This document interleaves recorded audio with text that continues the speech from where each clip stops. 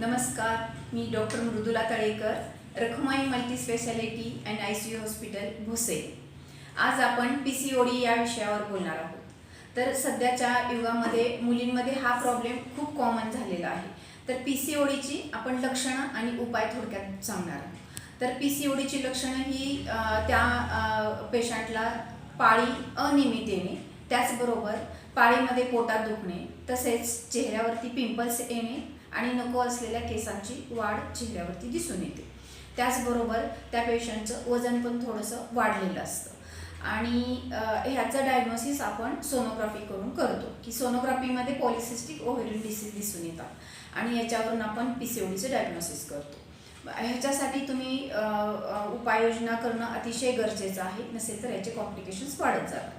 तर यासाठी तुम्ही जवळ असलेल्या हॉस्पिटलमध्ये संपर्क साधून तिथल्या डॉक्टरांशी चर्चा करून याच्यावरती तुम्ही उपाययोजना करणं आवश्यक आहे। ह्याचं मूळ रिझन जे आहे तर ते तुमच्या लाईफस्टाईलमध्ये दडलेलं आहे। बऱ्याच वेळा हे अनुवंशिकसुद्धा असू शकतं।